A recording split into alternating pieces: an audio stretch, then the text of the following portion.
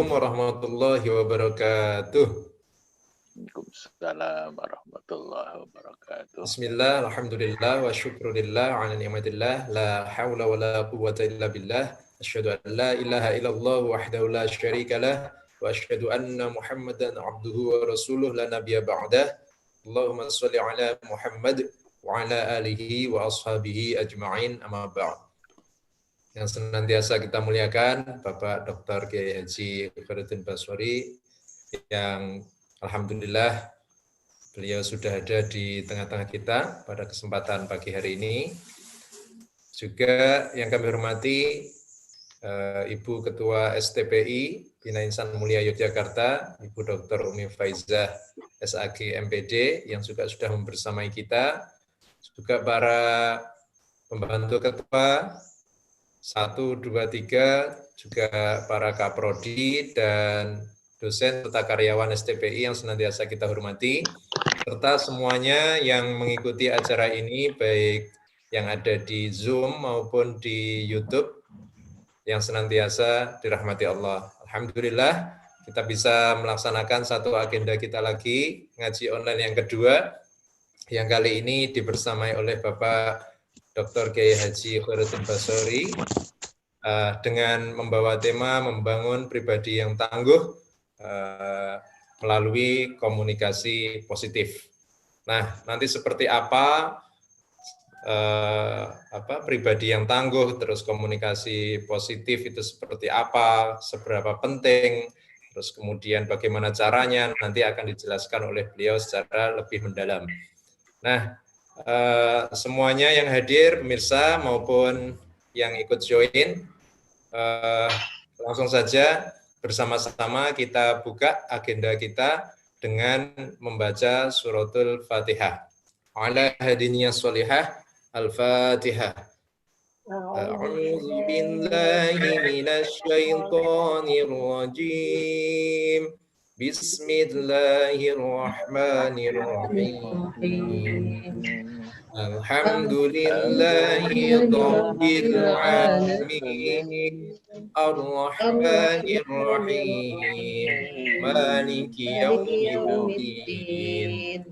Iyyaka na'budu wa iyyaka nasta'in. Ihdinas siratal mustaqim. Siratal ladzina an'amta 'alaihim ghairil maghdubi 'alaihim waladdallin. Amin. Alhamdulillah, mudah-mudahan acara kita pada pagi hari diberikan kelancaran, kemudian diberikan ridho oleh Allah sehingga semuanya menjadikan kebaikan untuk kita. Nah, Bapak Ibu, sebelum kita masuk ke acara inti yang langsung akan diisi oleh Pak Khairuddin Baswari atau yang sering kita sapa, ya, sapaan akrab kita Pak Irut begitu.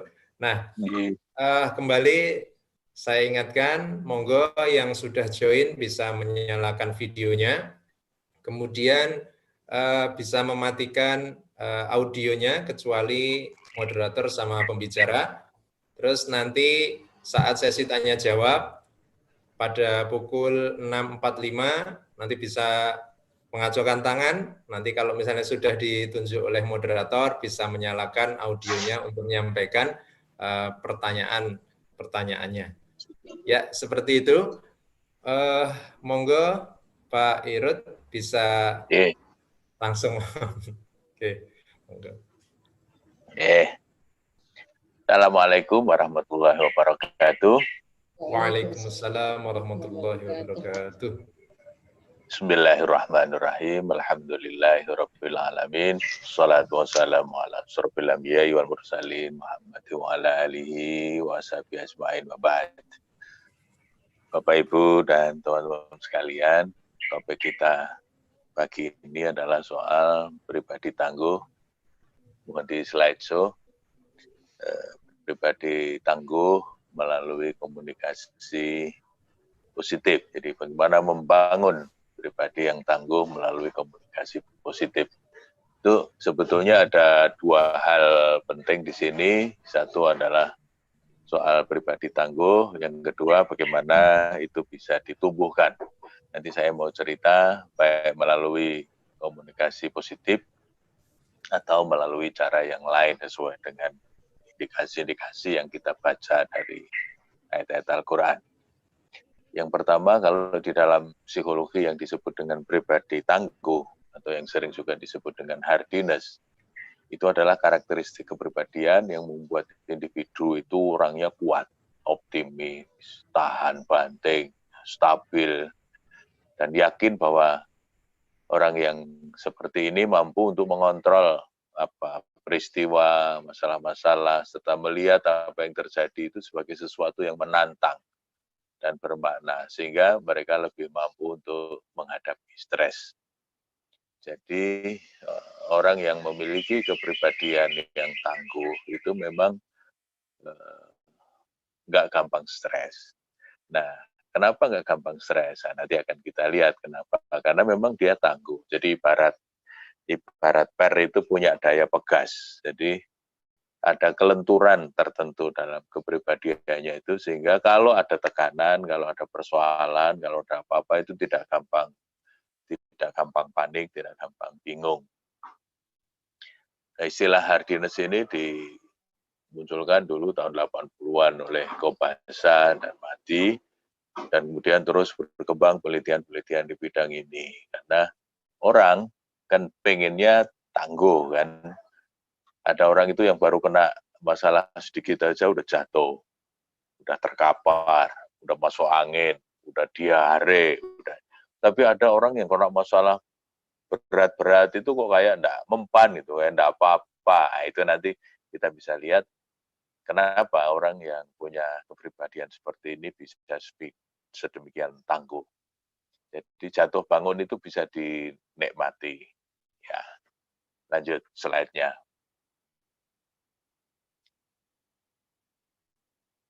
Ya, jadi kalau Madi menyebutkan ciri dari hardiness ya, orang yang punya kepribadian tangguh, itu istilahnya 3C.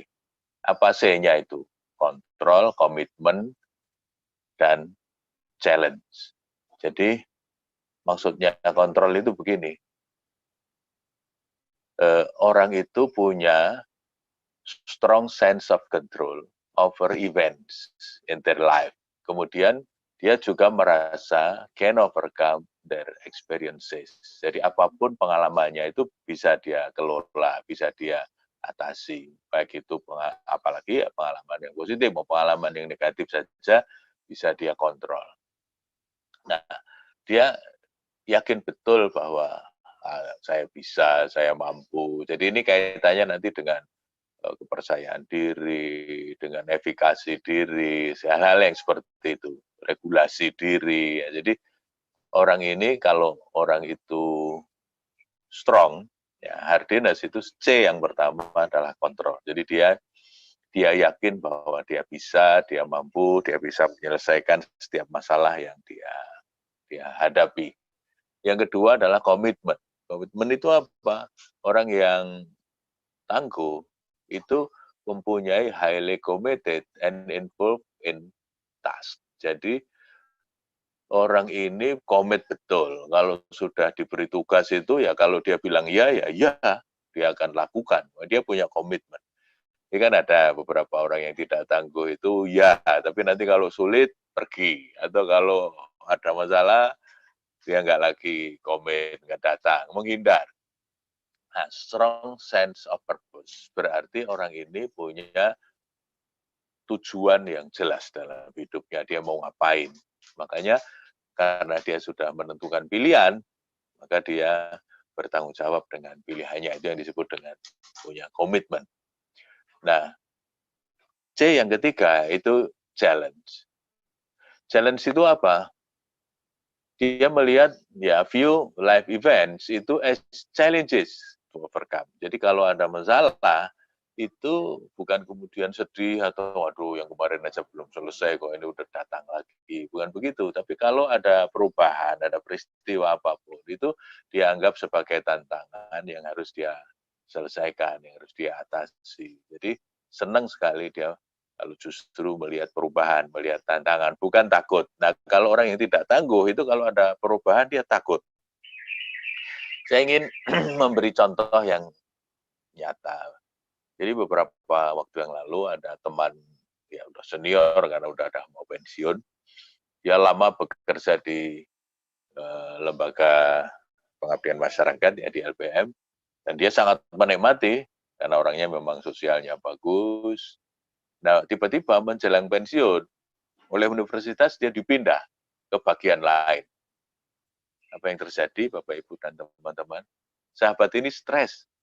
Cuma dipindah bagian aja stres. Dia membayangkan, waduh nanti kalau saya pindah saya harus menyesuaikan, saya harus belajar sesuatu yang baru. Jadi ketakutan. Jadi perubahan itu bagi yang bersangkutan ketakutan dan kemudian dia stres bahkan sampai depresi sampai dibawa ke Sarsito waktu itu. Saya tengok ngopo ya Kang? Oh, arep dipindah. Wah itu arep pensiun ini tidak dipindah. Mau pensiun dipindah ya tidak apa-apa toh. Tapi bagi orang yang tidak tough ya, yang tidak tangguh, tidak memiliki hardy personality itu perubahan itu menakutkan. Tetapi bagi yang tangguh, change is an opportunity for development. Jadi kalau perubahan bagi orang yang tangguh itu justru menjadi peluang untuk berkembang. Maka saya senang sekali dengan statement Bernie Siegel. Jadi Bernie Siegel itu dulu dokter jantung di Amerika, tapi kemudian belakangan dia lebih banyak menulis tentang kearifan hidup, tentang hal-hal yang ya buku-buku how to itu banyak yang ditulis oleh Bernie Siegel. Nah, salah satu quote yang bagus dari Bernie Siegel itu dia bilang life is a series of beginnings. Jadi hidup itu adalah rangkaian permulaan, bukan akhir.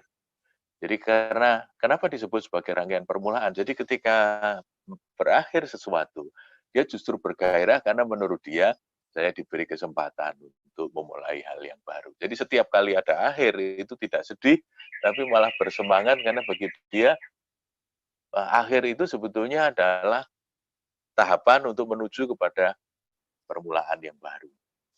Maka karena dia melihat hidup ini sebagai rangkaian permulaan, maka dia tidak akan banyak mengeluh. Nah, di dalam surat Fatir ayat 32, menarik sekali ayat ini, pendek, tetapi memberikan klasifikasi level kita sebagai orang setelah diberi petunjuk. Jadi nanti bisa dibaca surat Fatir ini, kesimpulannya apa? Ada 3. Yang pertama yang disebut dengan al-dhalim, bisa dilanjut slide-nya. Yang kedua adalah al-muqtasid, dan yang ketiga adalah as-sabiq. Apa yang disebut dengan al-dhalim? Al-dhalim itu adalah al-jahil. Orang yang suka menganiaya diri sendiri, itu level 1. Ini pendapat Sahal bin Abdillah. Al-dhalim itu adalah al-jahil. Al-jahil itu orang bodoh. Kemudian yang kedua al-muqtasid. Al-muqtasid itu kelompok tengahan, yaitu al-muta'alim, orang yang mau belajar, ini pembelajar. Learners. Kemudian as-sabiq, orang yang selalu ingin menjadi juara kalau menyangkut kebaikan. Itu disebut al-alim, orang pintar. Nah, nanti bisa dilihat dalam tafsir Al-Baghawi. Nah, apa ciri-ciri dari al-jahil, al-muta'alim, dan al-alim itu? Mari kita lihat pada slide berikutnya. Cirinya kalau kita lihat di dalam Al-Jami' ya, Kamil Quran, Al-Qurtubi, tafsir Qurtubi itu menerangkan begini. Az-zalim itu adalah orang yang jahil tadi, alladzi yajza'u indal bala, yaitu orang yang terlalu banyak mengeluh ketika menghadapi kesulitan. Ini kan jelas sangat tidak tangguh kan, baru ada kesulitan sedikit aja sudah mengeluh. Jadi kalau ada teman itu kalau ketemu mengeluh, kalau update status mengeluh, kalau di grup mengeluh, kalau di mana-mana mengeluh, nah ini ciri dia orang yang di level 1. Yang kedua, al-muqtasid. Al-muqtasid itu apa? As-sabir al-bala, yaitu orang yang sudah bisa bersabar ketika menghadapi kesulitan. As-sabir al-bala. Kenapa disebut bersabar ketika menghadapi kesulitan? Karena dia sudah bisa menahan diri. Sebetulnya ya pengen mengeluh, tapi dia bisa tahan. Maka kalau dalam perbincangan sehari-hari, kita sering ada teman yang ketika mau mengeluh atau mau cerita nggak jadi, kemudian dia tutupi mulutnya, lalu dia bilang, enggak jadi. Ketika saya tanya, apa? Enggak jadi. Nah, ketika dia sudah bisa menahan seperti itu levelnya naik ke level 2. Karena dia mau belajar, maka dia bisa menahan diri. Nah, yang ketiga, itu yang disebut dengan asabik. Al-alim tadi, apa ciri orang hebat, orang pinter ini? Al-mutaladid bil bala, yaitu orang yang sudah bisa menikmati kesulitan. Itu kalau dalam istilah kecerdasan Universitas Paul Stoltz itu disebut dengan pendaki sejati. Jadi orang itu kan ada yang disebut dengan camper. Jadi lagi sama juga levelnya ada 3 nih. Kalau Paul Stoltz bilang orang itu kalau menghadapi kesulitan, pertama disebut dengan quitter.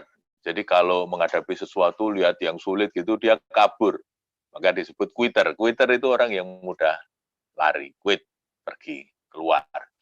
Yang kedua adalah camper, orang yang berani naik sedikit tapi di situ dia berhenti karena sudah merasa cukup di situ.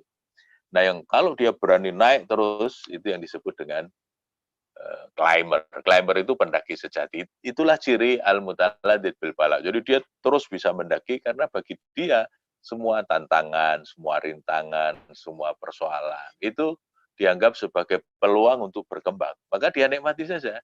Dia hadapi dunia ini dengan tersenyum. Nah, itu ciri orang yang tangguh. Yang selanjutnya, kita lihat orang-orang yang seperti ini punya secara profesional sebetulnya luar biasa kalau kita belajar dari surat Qasas ayat 26, yaitu cerita mengenai Nabi Musa. Singkat cerita di ayat ini diceritakan, saya kesimpulan saja karena waktu kita singkat. Inna khaira man istajarta al-qawiyul amin. Jadi orang yang paling bagus untuk dipekerjakan. Artinya ketika kita ingin menjadi pekerja yang baik, menjadi profesional, betul, itu cirinya 2. Yaitu al-qawiyu dan al-aminu. Itu orang yang kuat, berarti tadi hardiness, ya tangguh, dan al-aminu, dia punya karakter yang kuat juga karena bisa dipercaya.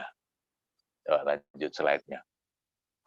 Nah, 2 ciri ini saya kira menjadi ciri penting kalau mahasiswa kita ingin sukses di masa depan, harus punya 2 ini. Secara mental dia juga harus kuat, tapi pada saat yang lain dia harus amanah, ya, punya karakter yang kuat, yang bisa dipercaya.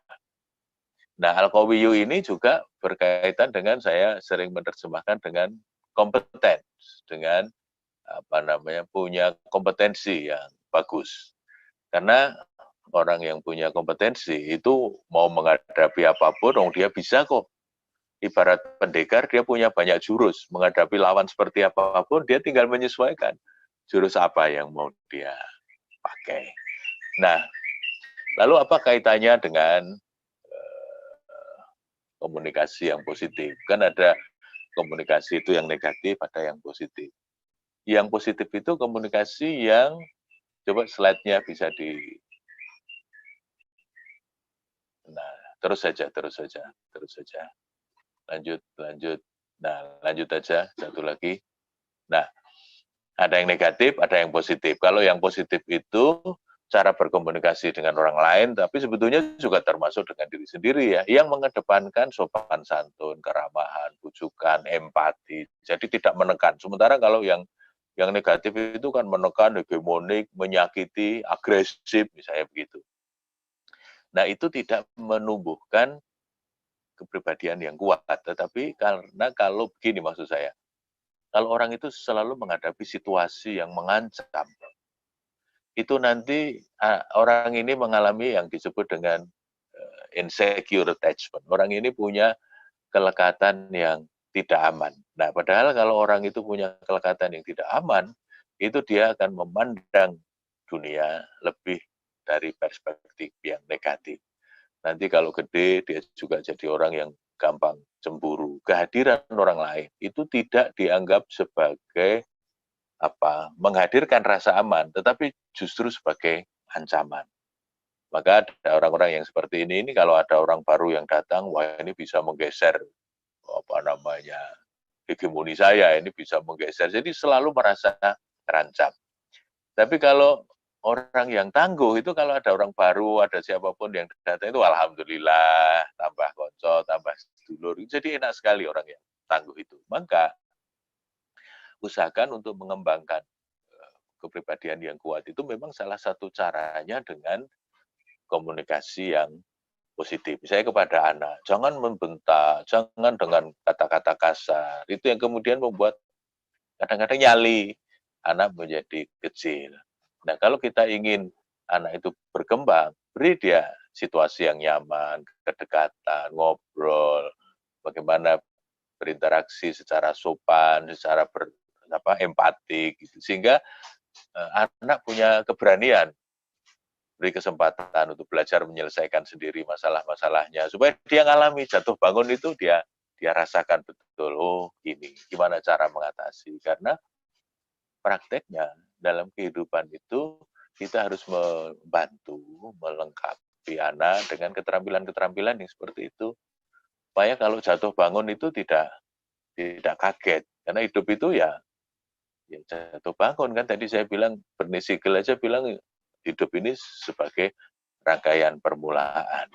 Bahkan dia mengatakan life is like mountain climbing. Hidup itu seperti orang naik gunung. Ya namanya naik gunung itu ya ada naik, ada turun, kadang-kadang kepleset, kadang-kadang dingin, kadang hujan. Nah, maka kepribadian yang tangguh itu harus ditumbuhkan.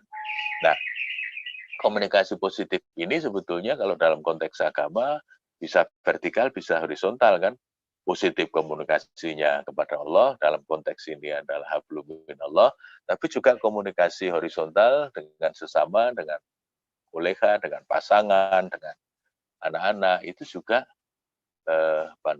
komunikasi yang positif, yang enak gitu. Jadi suasananya itu suasana yang suportif, ya, suasana yang mendukung, suasana yang kondusif, ya, istilah yang sering kita pergunakan. Nah, saya ingin menambah pengantar kita ini dengan melihat surat Al-Baqarah ayat 109. Sebetulnya ini rangkaian dari cerita Nabi Ibrahim ketika selesai membangun Ka'bah, kan 127, 128, 129. Nah, di 129 itu setelah selesai kemudian ya berdoa, Rabbana wa ba'ath rasulan minhum yatlu alaihim ayatika wa yu'allimuhumul kitab wal hikmah wa yuzakihim innaka antal azizul hakim. Jadi yang disebut dalam ayat itu di ujungnya itu Al-Aziz dan Al-Hakim. Saya kira ini karakter yang luar biasa. Di satu sisi dia aziz, Allah disebut sebagai Al-Aziz, orang yang zat yang maha perkasa, sangat kuat, dan Al-Hakim. Al-Hakim itu bijak, arif. Maka saya berpikiran begini, anak-anak kita ke depan itu harus dikembangkan paling tidak punya dua hal ini. Satu, dia punya kekuatan, tetapi pada sisi lain karakternya kuat ya, tapi di sisi lain dia juga bijak. Karena begini, ada orang yang kuat tapi tidak bijak. Kuat tapi hegemonik, kuat tapi membuat orang lain itu tertekan. Ya, membuat orang lain itu tidak nyaman. Tetapi ada juga orang itu yang bijak, hakim, tapi tidak kuat. Bicaranya sopan, kalau ngomong enak, tapi tidak powerful. Itu juga tidak bisa mengeksekusi. Nah, maka yang bagus itu aziz dan hakim. Nah, di ayat ini ada beberapa kata kunci penting.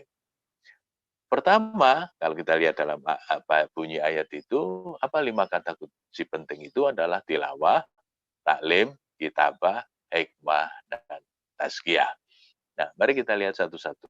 Apa yang dimaksud dengan tilawah? Tilawah itu kan membaca. Nah, tetapi membaca itu ada yang cuma membaca di permukaan, yang dicari cuma kata, data, gitu. Seperti kita orang perguruan tinggi, biasanya kalau udah dapat data, senang sekali. Wis entuk datane, sudah tinggal dihitung. Iya, tapi setelah dihitung terus gimana? Nah, yang saya maksud dengan tilawah di sini sebetulnya tidak sekedar membaca di permukaan, tetapi membaca fenomena secara mendalam.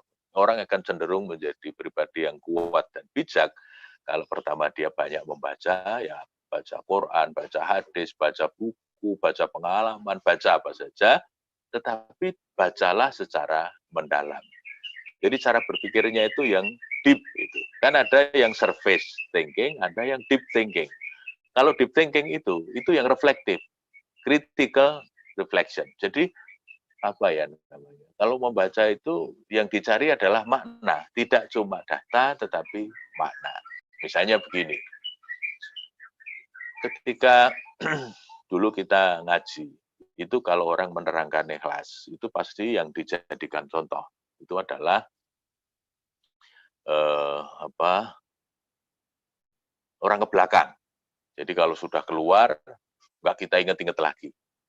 Dan kita waktu itu ya terima-terima aja diberi contoh begitu. Karena namanya juga ikhlas kan nggak diingat-ingat lagi. Cuma yang saya protes dalam hati setelah beberapa saat kemudian adalah masa ikhlas yang luar biasa tinggi dalam agama, tapi dicontohkan seperti orang ke belakang. Itu kan kiasnya sebetulnya kiasat itu. Kiasnya enggak pas sama sekali. Nah, makanya saya lebih senang kalau menerangkan ikhlas. Itu dengan kelapa. Apa bedanya kelapa dengan buah-buah yang lain? Kalau buah-buah yang lain itu kan perlakukan dengan sangat baik.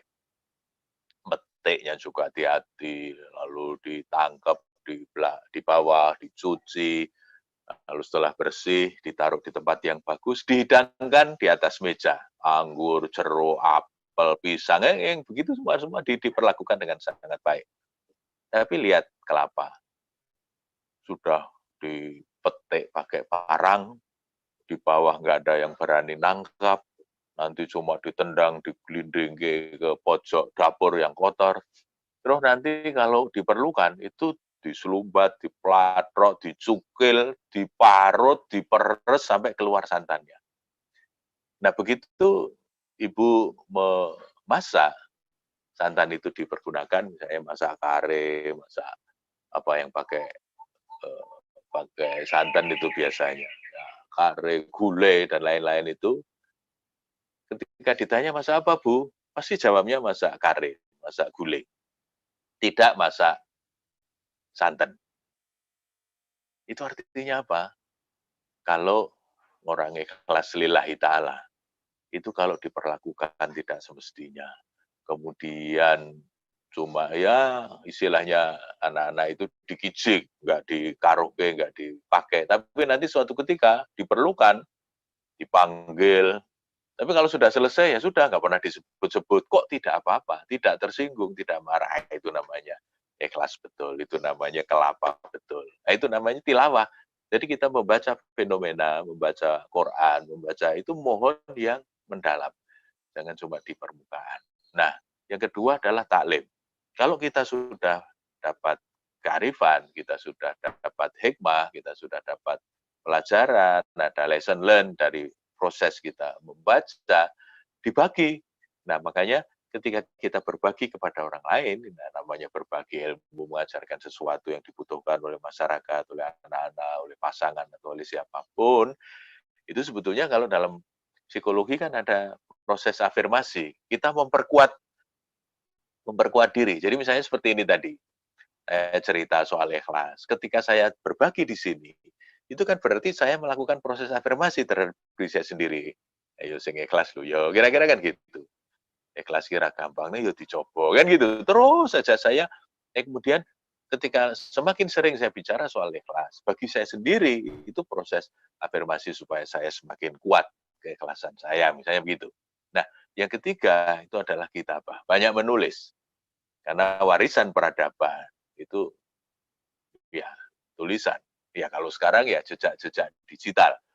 Makanya sering menulis, ya menulis status, menulis komen, menulis buku, menulis jurnal, termasuk sering upload video, sering upload apa, itu menjadi penting karena itu adalah warisan peradaban. Nah, ketika kita sering menulis, kalau bicara orang bisa apa namanya istilahnya ya. Kalau bicara itu kan kita bisa sambil lalu. Tapi kalau menulis, kita mikir betul. Strukturnya diatur, mana yang di depan, mana yang di tengah, mana yang di akhir. Maka kalau orang yang terbiasa menulis, itu biasanya hidupnya menjadi lebih terstruktur. Dia bisa memilah mana yang penting, mana yang tidak penting.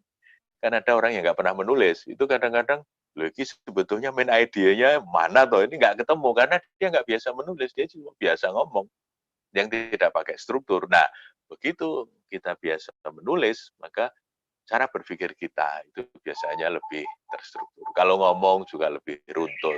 Itu karena kebiasaan untuk menulis. Maka biasakan untuk menulis apa pengalaman kita, apa yang kita amati, hasil refleksi kita dalam kehidupan sehari-hari, itu kita tulis. Ya, pendek-pendek, mungkin update status, atau bikin flyer, atau apa. Itu yang membuat, apa namanya ya,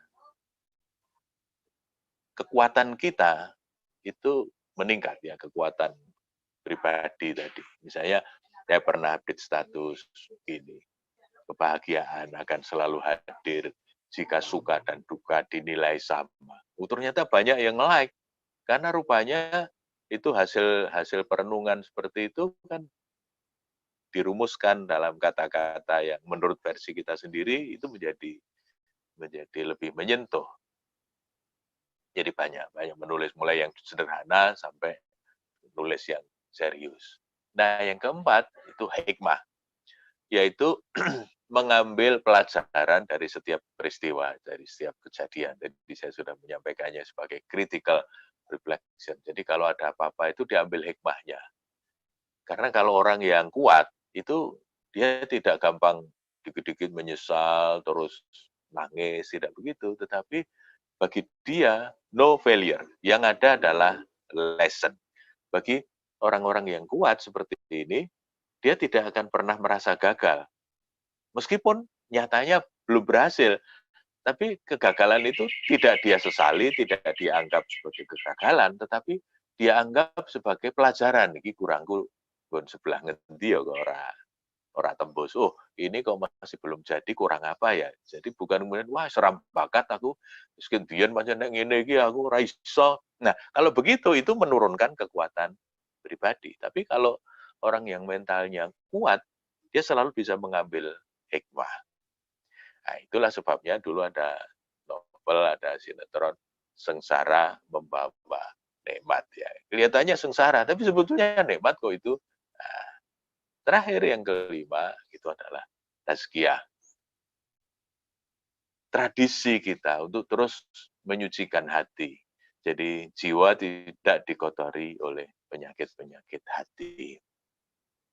Kenapa? Karena kalau orang hatinya kotor, itu meskipun pinter tapi jelai.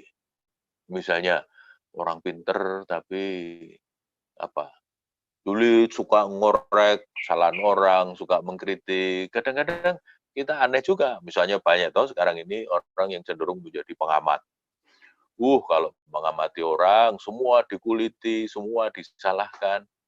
Tapi kalau ditanya karyamu mana, mungkin nggak kelihatan juga. Atau kalau dia dipercaya untuk memegang sesuatu, bisa jadi nggak jadi juga. Saya ingat betul Profesor Suharsimi Arikunto, kita yang sering baca buku-buku metodologi penelitian, statistik, dan lain-lain, ya pengukuran dari Bu Suharsimi itu, Bu Suharsimi punya pengalaman yang menarik ketika oleh teman-temannya, dia dikritik sangat pedas. Kritiknya apa? Karena buku-buku Bu Suharsimi itu kan ditulis dengan bahasa yang sederhana, mudah diikuti. Jadi mahasiswa yang lagi belajar metodologi, yang lagi belajar statistik, pun mengikuti langkah demi langkah itu kan enak. Tetapi oleh teman-temannya, yang seperti itu dianggap kurang akademis. Itu dianggap kurang tinggi lah. Istilahnya menurunkan level, ahli pengukuran ya, profesor, guru besar pengukuran pendidikan kok nulisnya sederhana seperti itu. Dia dikritik oleh teman-temannya. Nah, yang menarik, ya, karena Bu Suharsimi ini orangnya termasuk yang hardiness tadi, yang kuat, yang tangguh.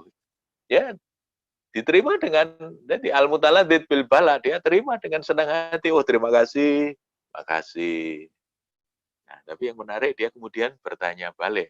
Nah, bukumu mana? Nah, itu yang jadi persoalan, karena yang ngeritik tadi tidak ada bukunya.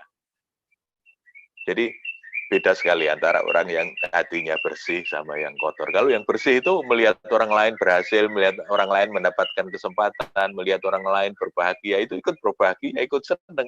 Nggak ada iri hati, dengki, nggak ada. Karena bagi dia, kebahagiaan orang lain juga kebahagiaan dia. Melihat muridnya berhasil lebih hebat dari dia, alhamdulillah. Melihat temannya lebih hebat dari dia, alhamdulillah. Padahal misalnya, dulu waktu teman kuliah ya dia masuk di level paling bawah, itu pun kadang-kadang sering ngopi tugas-tugas kita. Tapi ternyata di lapangan kemudian malah mereka ini lebih sukses dari kita. Ya kita mestinya nggak ikut bersyukur kan, alhamdulillah teman saya jadi lebih hebat dari saya. Itu yang bisa melakukan itu orang yang tazkiyahnya bagus, tazkiyatun nafs, terus membersihkan hati. Nah, orang yang hatinya kuat karena ikatannya dengan Allah itu kuat sekali, maka hal-hal yang berkaitan dengan omongan orang, dengan apa komentar-komentar. Saya ada orang yang sampai bunuh diri hanya karena komen-komen di media sosial. Memang kenapa kalau dikomeni tidak bagus? Ya kalau nggak mau ya tinggal nggak usah dibaca gitu aja kan. Wong yang bisa kita kontrol, yang bisa kita kelola itu adalah pikiran dan perasaan kita sendiri. Makanya kalau di dalam psikologi itu ada istilah circle of influence dan circle of concern. Circle of influence itu lingkaran pengaruh. Kenapa disebut lingkaran pengaruh? Itu karena sesuatu yang ada dalam kontrol kita. Maka tadi kan orang yang ciri C yang pertama dari hardiness kan kontrol. Jadi kalau yang bisa kita kontrol ya kita kontrol. Yang nggak bisa kita kontrol ya nggak usah kita kontrol. Misalnya begini, saya bisa mengontrol pikiran dan perasaan saya. Tetapi saya tidak bisa mengontrol pikiran orang lain, perasaan orang lain. Maka kita harus belajar untuk realistis. Misalnya ada orang yang sirik sama kita. Ada orang yang tidak suka sama kita.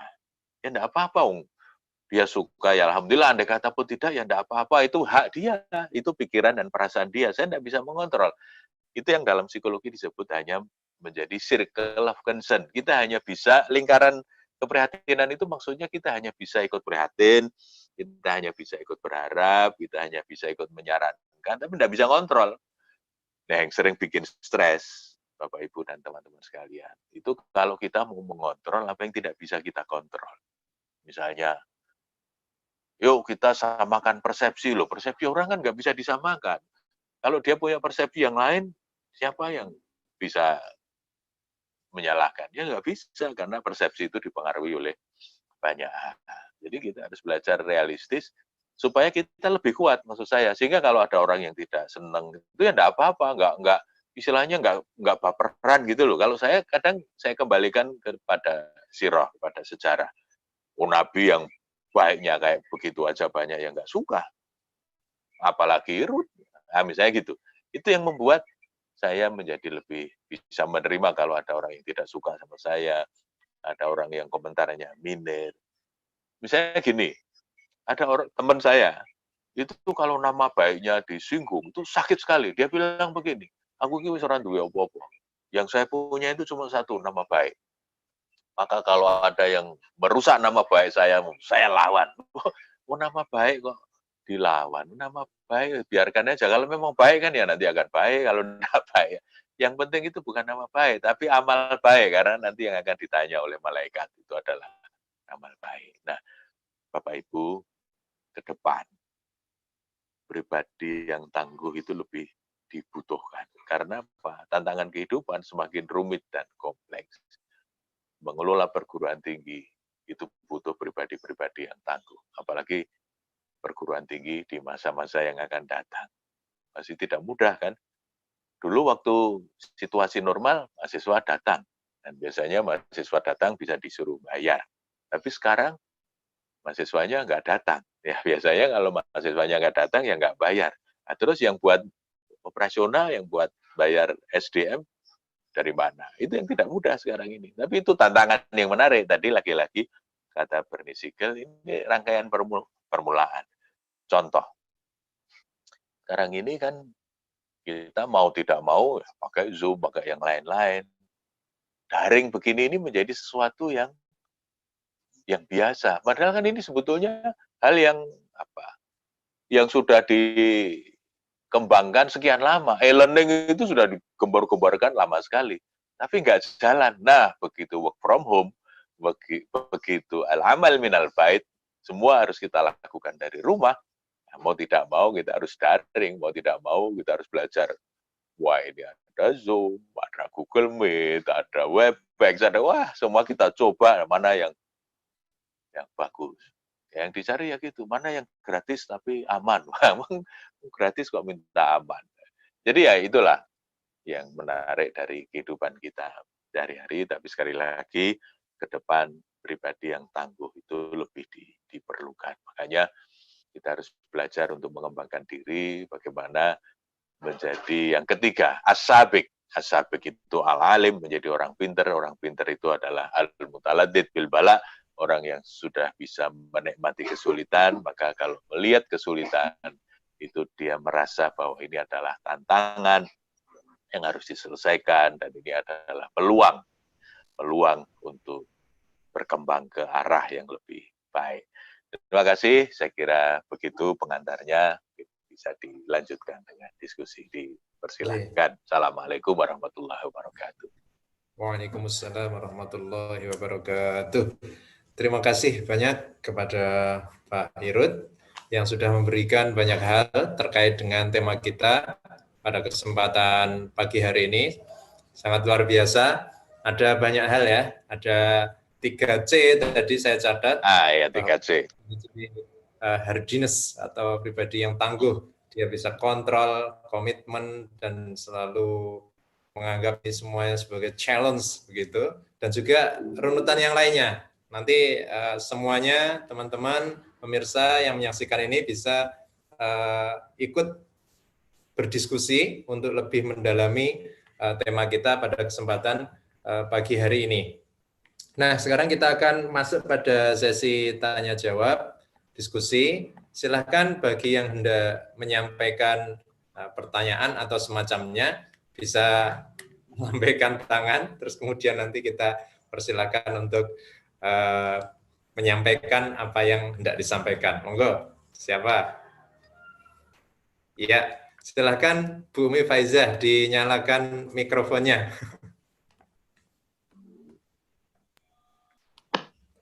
Silakan Ibu. Pertanyaannya jangan sulit-sulit ya Bu.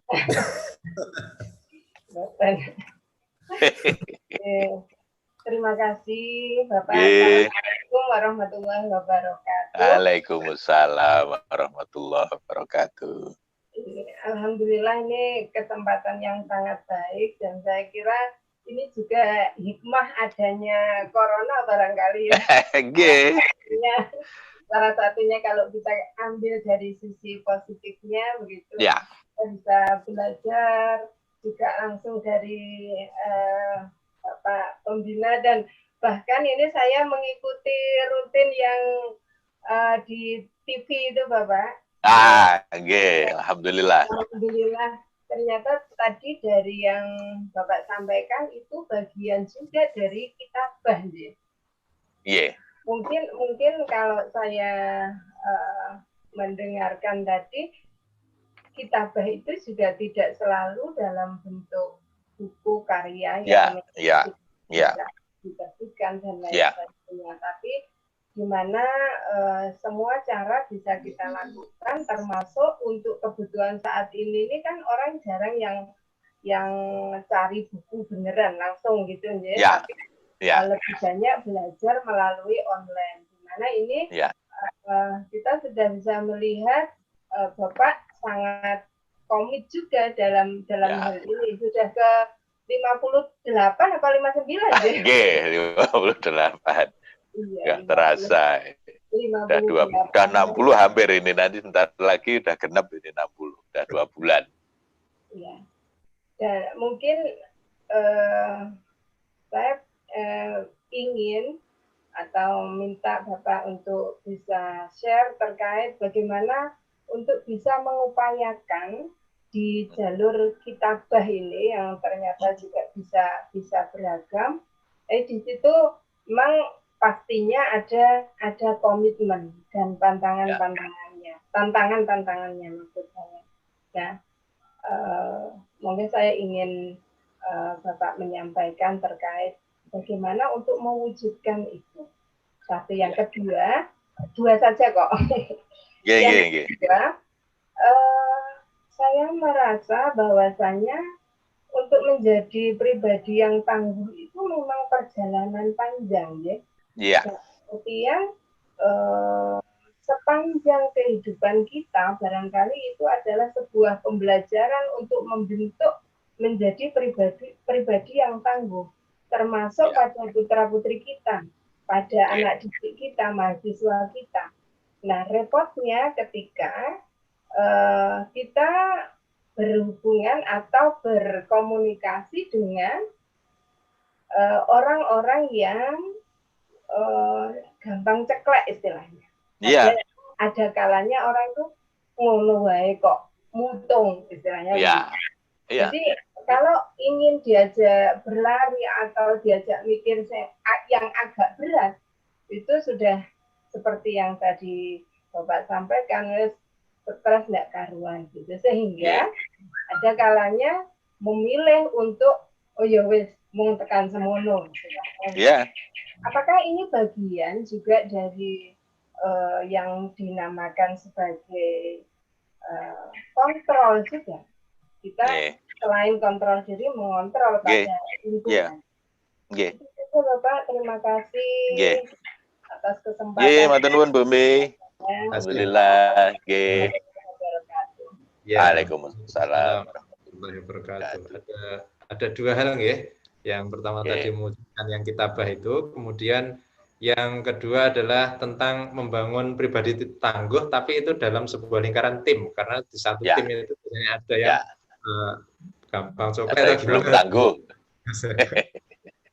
Mungkin kita langsung ditanggapin apa itu Pak Adi juga sudah angkat tangan. Derek. Pak Adi dulu lah. Masa dulu dikasih kesempatan Pak Adi enggak. Langsung mawon supaya terasa runtut, langsung dijawab dulu aja. Siap. Oh gitu ya. Mau dijawab dulu ya?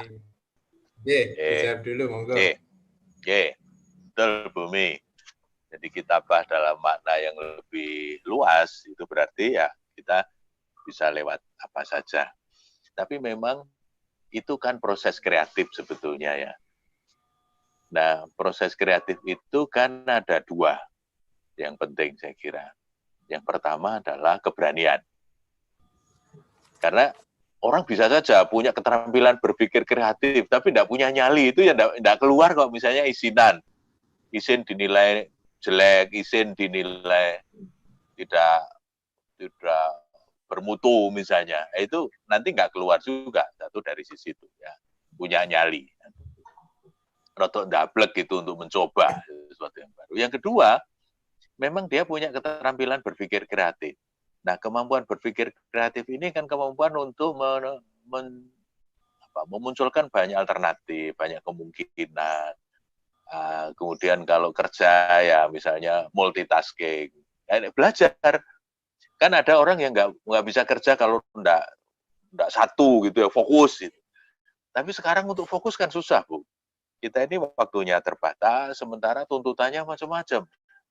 Kita baru rapat, sudah ditelepon tempat lain misalnya, kita sudah diminta ini itu. Nah, maka kita harus belajar untuk bisa multitasking. Dan ciri milenial kan salah satunya adalah multitasking. Kita harus bisa mengerjakan bareng-bareng. Gitu. Maka yang Ibu komentari di Facebook kemarin itu waktu sore-sore ya kita rekaman, saya sambil kuliah, ada yang lagi ngambil pemotretan, karena yang satu kan mau jualan eco-brand ya, harus ada di potret dulu. Kan jadi semua dilakukan bareng-bareng, habis itu kita makan bareng-bareng, misalnya gitu. Jadi suasana dibikin sedemikian menyenangkan agar proses kreatif bisa muncul. Nah, maka dalam konteks ini kita harus berani mencoba dan kemudian menghadirkan sesuatu yang baru meskipun nanti dinilai belum sempurna, belum bagus. Nah, kalau Ibu perhatikan dari apa yang saya buat, itu di awal-awal masih belum terstruktur. Alurnya seperti apa, ya sak kelingane, namanya kultum, ya kadang satu dengan yang lain belum punya pola. Tapi kemudian ada yang menyarankan, Bu Anu dibikin alurnya yang terstruktur, misalnya diawali cerita dulu, habis itu ada analisis psikologisnya sedikit, habis itu baru masuk agama. Jangan langsung agama gitu, jangan langsung dalil loh ya. Baru nanti diakhiri dengan quote. Wah, itu misalnya flow-nya itu lama-lama ketemu. Nah, ketika sudah ketemu, proses kreatif menjadi lebih gampang. Dan ini karena kita membiasakan untuk mengembangkan spontanitas. Nah, ini yang mungkin catatan saya, banyak teman itu yang semuanya harus by design. Semuanya harus rapi gitu, mulai dari perencanaan sampai kemudian pelaksanaan. Wah, kalau begitu kita mau multitaskingnya susah. Maka spontanitasnya, padahal kreativitas itu kadang-kadang spontanitas. Nah, yang kemarin sore terjadi itu begini. Kan ceritanya episodenya udah habis, Bu. Yang rekamannya udah untuk hari kemarin itu udah tayang yang kemarin. Nah, yang hari ini kita belum ambil gambarnya. Nah, terus yang ambil gambar itu datang. Arang aja, Pak. Saiki. Ngomong apa ya aku? Ya wes yo saiki. Ya sambil nyiapkan kamera, sambil saya berpikir saya harus bicara apa. Saya baca-baca sebentar gitu, kepikiran, oh, saya mau bicara disiplin positif. Kan ada disiplin kaku, disiplin militer, tapi ada juga yang disebut dengan positif disiplin. Kata Flanagan kan disiplin positif itu begini-begini. Saya masih ingat-ingat sedikit gitu, saya buka lagi. Oh ini disiplin ini, wah sebal asri, baik, wes sebal asri, ya gitu. Itu proses kreatif yang mengalir, flow kan, kreativitas itu flow gitu. Jadi kita buka, anggo hasilnya ora apik, nanti dulu lihat dulu. Begitu sudah direkam, loh, kok ya dadine apik? Karena kita sudah punya struktur bahwa di awal saya harus bicara ini, di tengah saya bicara ini, nanti di akhir saya harus bicara ini. Begitu saya sudah ketemu ceritane, saya sudah ketemu teori psikologi ketika saya sudah ketemu wal asri, tinggal golek quote. Waduh, apa lagi nek quote soal disiplin apa? Saya coba pikir sebentar. Wah, udahlah, kira-kira begini saja. Meskipun karena kadang-kadang kalau spontan itu tidak maksimal, terutama untuk hal-hal yang sangat reflektif. Kayak quote itu harus kita pikirkan dengan lebih seksama. Mengenai pengalaman yang panjang tadi, Bu, betul, untuk menjadi tangguh itu butuh pengalaman yang panjang. Cuma begini, Bu, catatan saya, pengalaman yang panjang, tetapi direspon dengan positif. Saya begini, ada banyak toh, Bu, orang itu punya pengalaman panjang, tapi kok ya nggak tangguh-tangguh gitu loh, kok ya baperan, kok ya mutungan, padahal umur sudah cukup umur, kan artinya pengalamannya banyak. Coba dia salah dalam merespon pengalaman. Jadi semua peristiwa itu kalau misalnya gini loh, Bu, kalau dia ngeresponnya negatif, itu pasti nanti tumpukannya ya negatif. Tenan aku pancen ora iso, kan biyen aku anggere wis hitung-hitungan iki ora iso. Misalnya seperti saya juga ada kendala ini yang sedang saya atasi. Nek Pak Adi nyanyi kok penak banget, aku kan biyen kok ora iso nek nyanyi misalnya. Tapi ini yang sedang saya atasi, piye carane saya belajar menyanyi, misalnya gitu loh, Bu. Meskipun di rumah saya yang paling bodoh kalau soal nyanyi. Karena tradisi saya bukan tradisi berkesenian, ya, bukan tradisi menyanyi. Nah, untuk kemudian saya punya pengalaman, ya saya senang lihat teman-teman yang nyanyi, kok iso ekspresif, kok iso.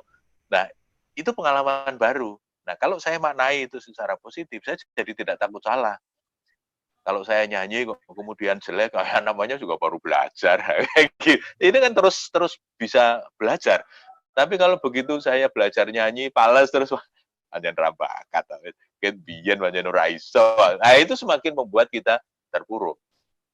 Meskipun kita punya pengalaman panjang. Jadi, pengalaman panjang itu penting, tetapi harus kita maknai secara positif supaya menguatkan. Sebab kalau dimaknai secara negatif itu malah bikin drop. semakin panjang pengalamannya malah semakin traumatik. Tapi kalau pengalaman itu direspon secara positif, yakin saya itu yang menguatkan. Jadi pengembangannya itu secara sistematis, pelan-pelan aja Bu. Jadi kalau misalnya saya belajar nyanyi, ya jangan terus duet sama Pak Adi gitu ya ketok leli. Tapi mungkin saya nyanyi sendiri di rumah atau mungkin saya nyanyi di keluarga gitu. Jadi andai kata elek-elek sithik itu rapatnya ngisi di sini. Lama-lama setelah saya punya pengalaman, saya berani duet sama Pak Adi. Misalnya gitu loh, Bu. Jadi sistematik itu yang disebut dengan systematic development. Mungkin itu komentar saya. Monggo Pak Adi. Oke. Pak Adi, monggo. Matur nuwun Pak Syafi'i dan Romo Kiai Irut. Saya malah jadi nggak sabar pengen segera duet ini. belum sampai pengalamannya.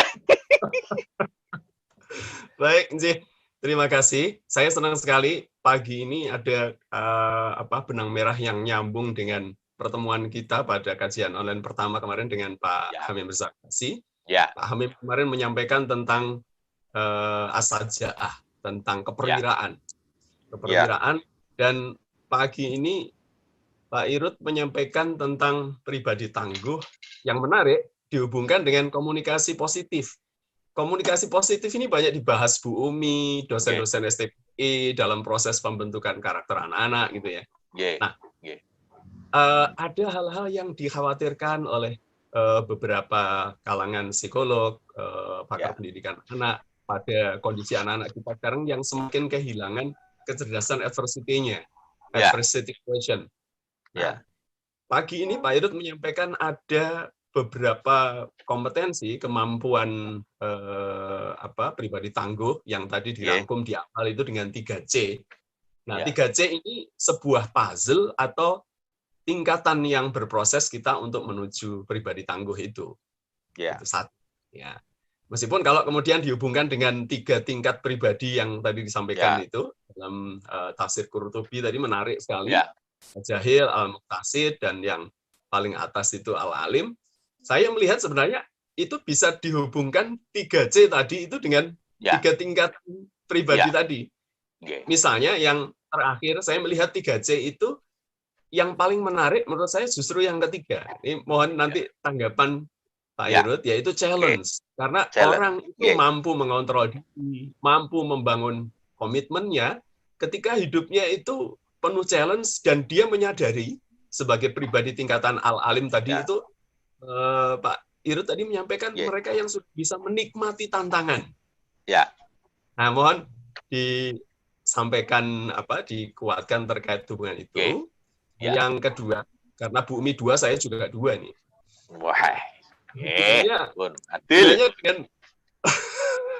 Hubungannya dengan komunikasi positifnya ini. Kalau pribadi tangguh itu banyak yang menyampaikan. Sekali lagi yang menarik dari awal temanya itu menghubungkan pribadi tangguh dengan komunikasi positif. Nah, ini gimana sebenarnya Pak Irut? Kalau boleh merangkum yang disampaikan Pak Irut tadi, saya menangkap bahwa komunikasi positif itu kan ada 2 hal. Pertama adalah cara dia berkomunikasi, yang kedua adalah target dia berkomunikasi. Mungkin dengan bahasa Kak Adi Gitana yang suka membuat quote itu, saya membuat komunikasi positif itu adalah menyampaikan ide dan pikiran secara indah dan santun, sehingga yang sulit terasa mudah, yang berat terasa ringan, dan yang biasa menjadi bermakna. Jadi ada 3 hal, mempermudah, meringankan, dan membangun makna. Mohon Pak Irut dalam waktu yang sudah sangat mepet ini menyampaikan tentang bagaimana sih hubungan komunikasi positif itu sebenarnya. Ada rahasia apa sehingga komunikasi positif ini justru dihubungkan dengan target besar membangun pribadi yang tangguh. Matur nuwun. Assalamualaikum warahmatullahi wabarakatuh. Waalaikumsalam warahmatullahi wabarakatuh. Saya setuju Kak Adi bahwa challenge itu yang ditaruh di depan, karena memang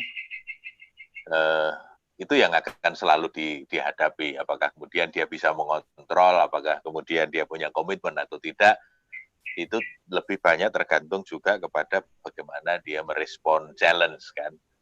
Ketika challenge itu direspon secara positif, tadi saya menjawab Bu Umi, mudah-mudahan kita menjadi semakin kuat. Dan karena itu jangan takut dengan challenge, jangan takut dengan sesuatu yang baru.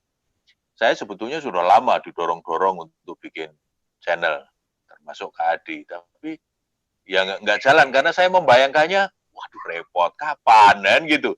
Tapi ketika dipaksa, kemudian suasana work from home, kemudian loh, kok ternyata Asik. nggak sulit kan? Karena begini, pengalaman saya kan pengalaman studio, Pak. Saya di TVRI, saya di TV One, saya di Metro TV, gitu. Saya lihat, waduh peralatannya miliatan, kemudian SDM-nya sedemikian rupa, waduh, ini repot. Saya harus bikin skrip, itu kan kalau mau tampil kan gitu, repot banget orang tekan. Tapi ternyata ketika kita bikin production house in the real meaning, jadi betul-betul produksi rumahan. Karena saya yang ngomong, ibu yang nyiapin baju, tadi anak yang ambil gambar, yang ngedit itu cucu saya kelas 3 SD. Masya Allah.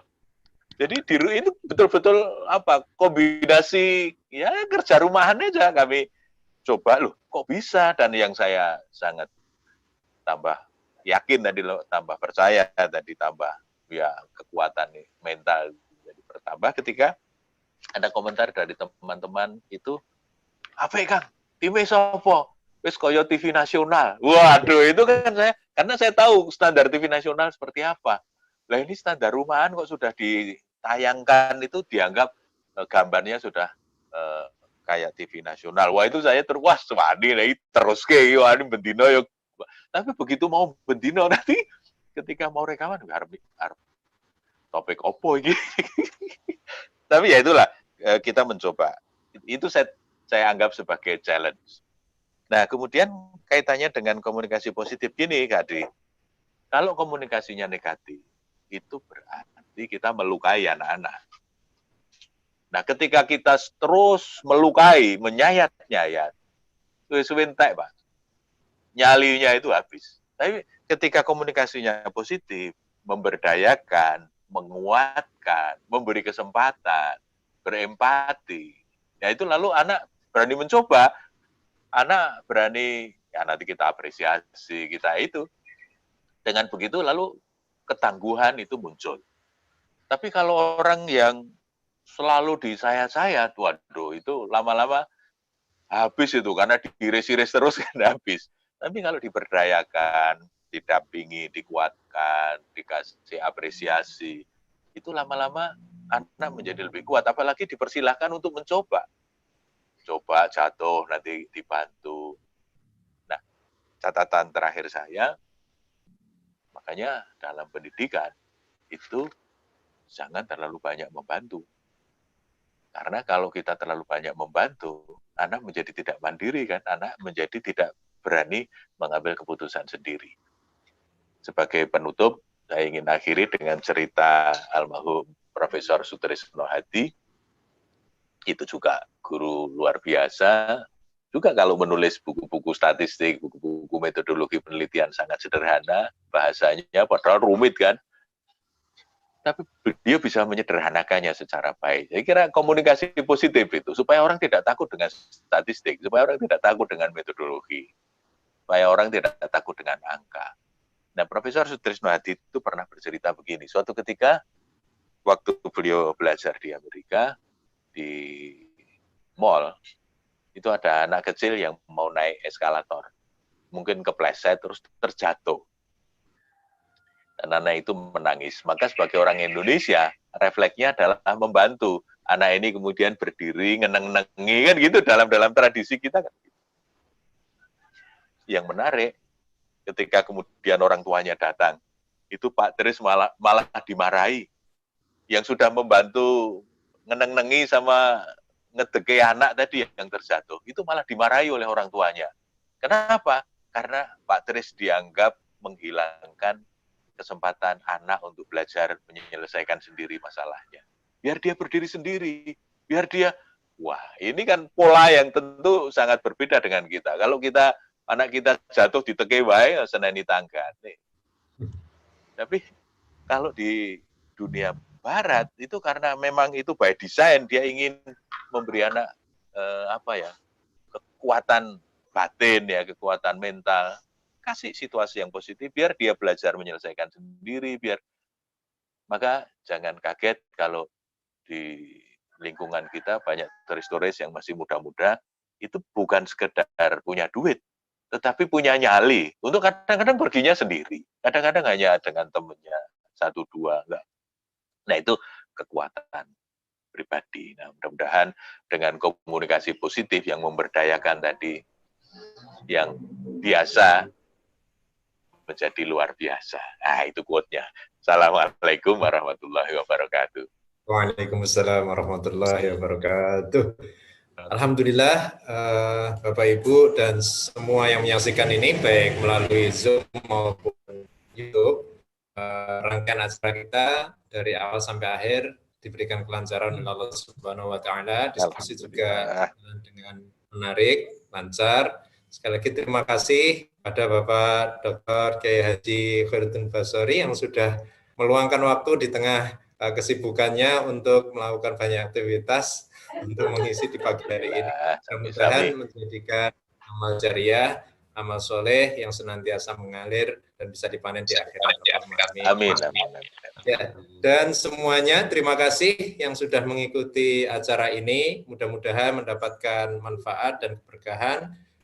Dan karena sudah ada di penghujung acara, langsung saja mari kita akhiri bersama-sama dengan baca doa kafaratul majelis dan hamdalah.